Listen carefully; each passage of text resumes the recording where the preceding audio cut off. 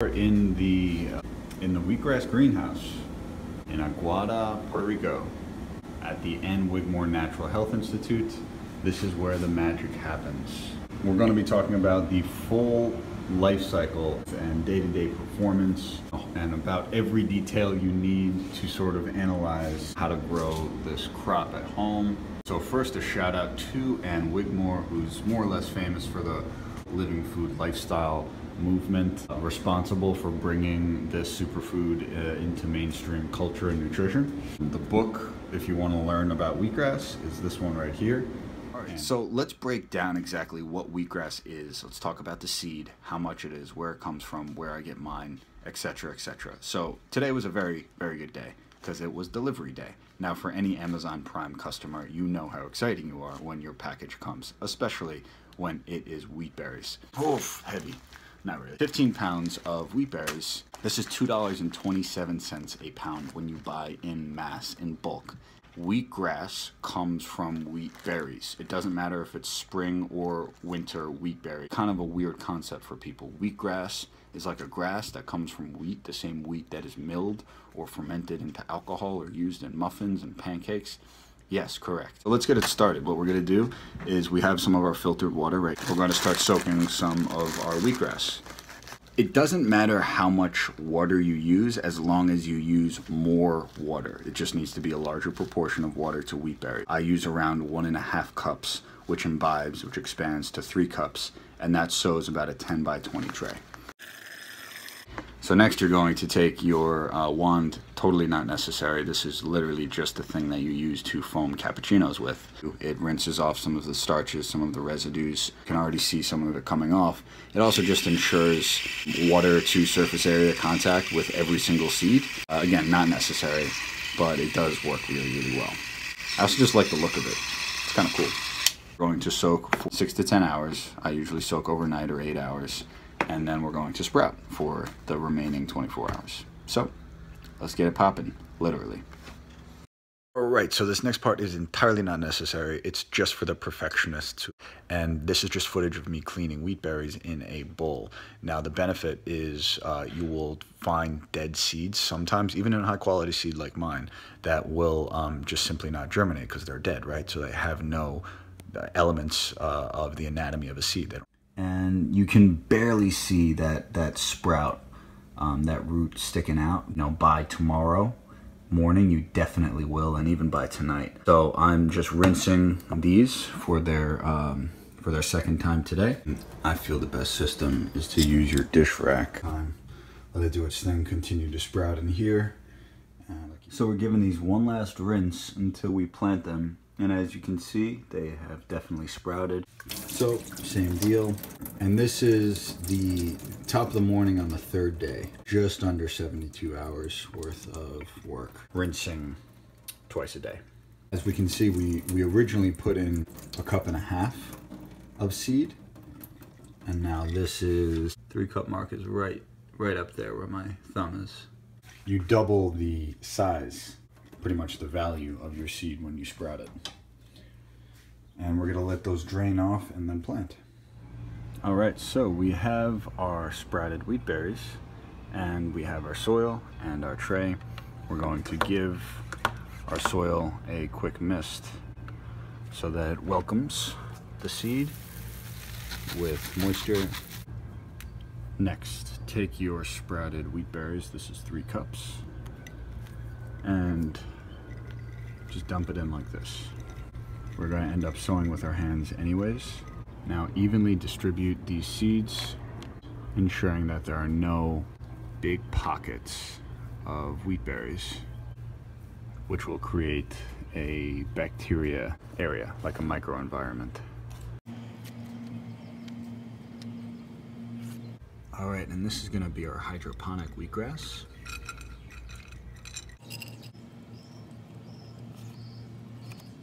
So we are going to cover our hydroponic wheatgrass. Now this can be a newspaper. I wouldn't suggest paper towel. And then you want to give it a rinse. Now I've confirmed that this doesn't leak ink and this is sterile, you know, magazines and newspapers. This is really just to keep moisture in. We're also going to sow some more wheatgrass. So in here, to take our berries. This is 3 days after growth. Yesterday there wasn't anything much material to report on, but we can already see the resemblance of a stem for sure, blade, technically speaking. And this is looking good. These are both of our soil trays. Let's check out our hydroponics. It's pretty cool. You could see actually these roots are sticking to the paper here, so I might have to jimmy this off. If I just pick it up and do. What's really important when you're growing hydroponic wheatgrass is that when you sow them, you don't sow so that they're far apart from each other, but you also don't sow the seeds so that they're overlapping. So the root mat, when you're doing hydroponics, the root mat is the root itself, whereas the root mat will grow into the soil. On these guys, you're sowing hydroponics. As you can see, it's pretty much just one seed after another. Little water. It's very important that you water heavy for the first 5 days, because that's really when they're establishing their root system. To cover it again for one more day. So on the 4th day, we can take off the tops in terms of the pressure, but we cannot take off the blackout dome. Again, the reason we use the blackout dome, and by the way, I'm gonna juice that today, you're encouraging the root development. So the goal of the blackout dome is several-fold, and I talk about that in my other videos. But essentially, you're applying pressure to encourage root germination, to encourage the capillary root to feel the pressure as resistance. It's like, oh, okay, I met with pressure. I'm gonna do something else with my time and expend less energy growing a root system and more on orienting a structure. Alrighty, is there anything more hippie than traveling with germinating wheatgrass in a Prius? I don't think so. I already watered these. Let's check out our soil wheatgrass. Doing a little bit better. A big part of this video was compare the performance of hydroponic versus the traditional soil method. All right, but let's take this guy off. And also definitely looking nice. So we're gonna check out what we got. Take our top off.